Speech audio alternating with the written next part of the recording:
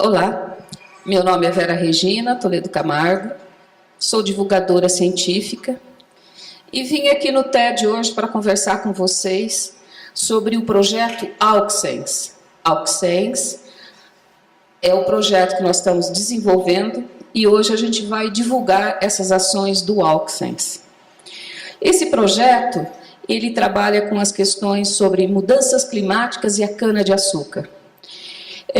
Quais são essas motivações que levaram esse grupo de pesquisadores a fazer esse projeto abordando a questão das mudanças climáticas e a cana-de-açúcar?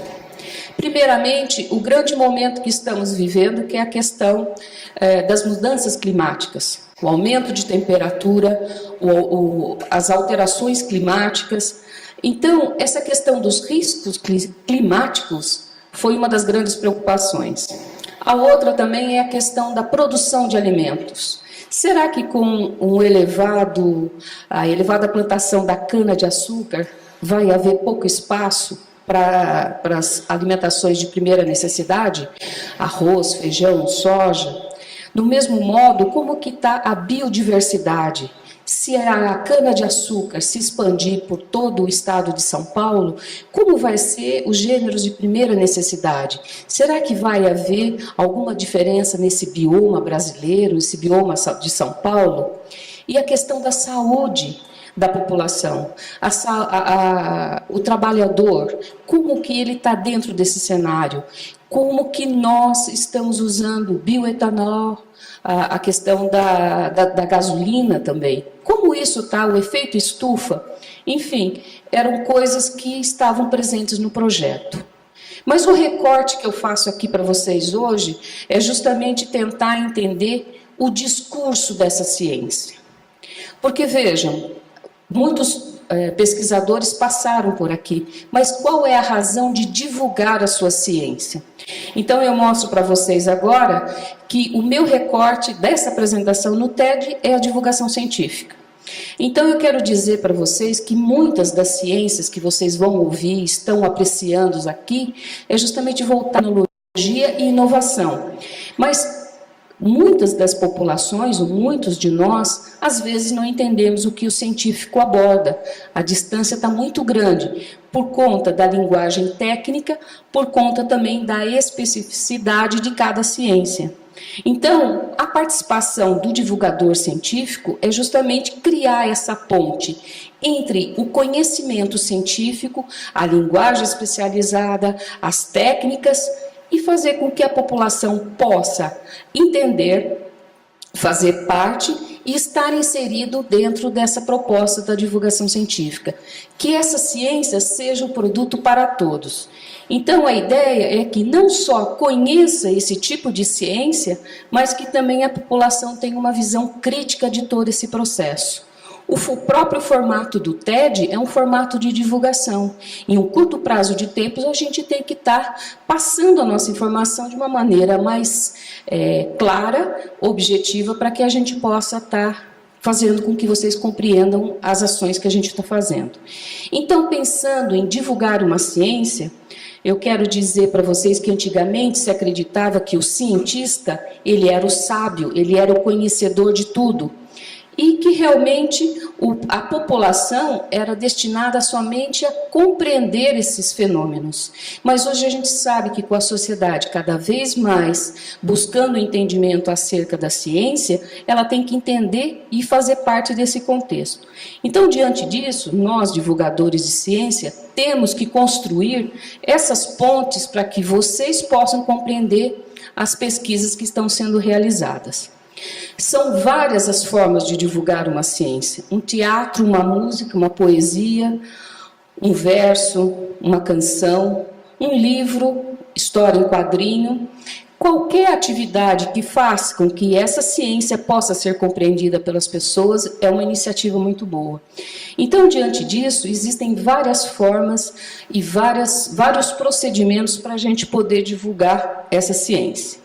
Bem, então, como o meu papel é divulgar o AUXSENS, nós estamos vendo aí, é a sigla de cenários para o álcool, é um trabalho voltado que tem mais de 40 pesquisadores, sendo 10 doutores principais que fazem parte do projeto, e nós temos bolsistas de iniciação científica, bolsistas de doutorado, de mestrado, e esses bolsistas são provenientes de várias áreas, assim como esses pesquisadores são provenientes de várias áreas.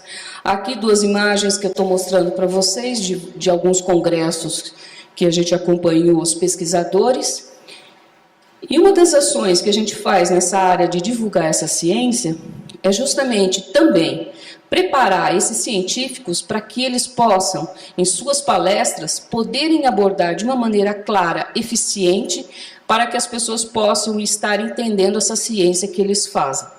Por outro lado, também, a gente o prepara para a mídia. Como que a mídia pode estar inserida nesse contexto? Então, uma relação de modo que todo mundo possa entender essa ciência. Bem, então o Oxens é constituído de 10 grupos temáticos de pesquisa. Aqui eu estou apresentando 2 para vocês. O primeiro sobre demografia e segurança alimentar, justamente que foram as hipóteses iniciais do nosso trabalho, foi justamente tentar entender: será que com o aumento da plantação de cana-de-açúcar haverá uma diminuição dos alimentos? Ou será que esse plantador de cana que vem de um outro estado, vem para o estado de São Paulo, como é a condição de vida dele? Como que é a condição de trabalho? Que relações estão sendo cruzadas nesse cenário? Então, o grupo voltado para essas ações vão desenvolvendo trabalhos, pesquisas voltados com essas temáticas. O outro grupo, que está trabalhando com políticas de inovação, começam a pesquisar, saíram de um trabalho muito interessante, qual o tipo de variedade de cana, se essa cana tem mais doce, mais celulose. Existe mais de 300 qualidades de cana-de-açúcar, justamente voltada para atender esses mercados. Também a questão não só da inovação, mas da genômica da cana, mas tentar entender a maquinização, porque em 2014 não vai ser mais manual, vai ser tudo através de mecanismo eletrônico. Por outro lado, nós temos outro grupo de modelagem. O professor Hilton abordou uma questão de modelagem de cenários, também fazem parte desse grupo da gente. A modelagem, o cenário, é justamente tentar entender a questão irrigação, o solo, o clima, como que está naquela região. Então, através de satélites, é feito um mapeamento nessa área para entender 30, 40, 50 anos, quando vai subir essa temperatura ou se não vai subir. Então, é feito um programa de modelagem, feito essas relações, a gente começa a discutir. Será que realmente vai ter mais água nesse espaço? Será que a irrigação vai ser menor?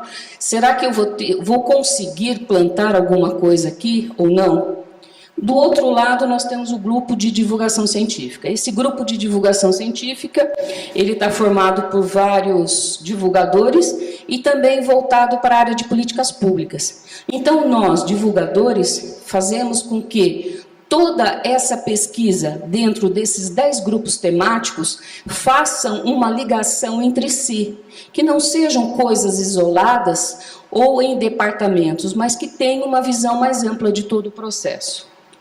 E aí, diante disso, eu fico muito contente, muito à vontade também para falar desse projeto, que esse é um projeto do meu aluno Marcos Rogério Ferreira, que ele é o aluno de mestrado da gente, está trabalhando com a questão das redes sociais. E essas redes sociais, a gente quer entender quanto que a sociedade busca as redes sociais para entender o assunto sobre mudanças climáticas. E ele está aqui com a gente agora, então estou muito contente de falar disso também.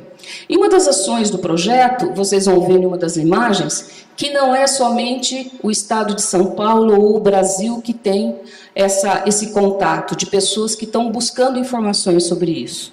A gente vai ver que tem uma porta para o mundo, ela é muito aberta, nós temos contato com pesquisadores estrangeiros que vêm buscar essas informações. Aqui é justamente o trabalho do Marcos, que a gente está vendo que o site, ao mesmo tempo que ele é uma base de dados, ele também é um arquivo para a gente poder trabalhar, e ele faz a relação interna entre os pesquisadores e a relação externa com a comunidade, porque assim a gente consegue ter esse acesso às informações. E eu finalizo deixando para vocês o contato do projeto, meu contato, e pedindo para que vocês visitem a página do nosso projeto. Obrigada.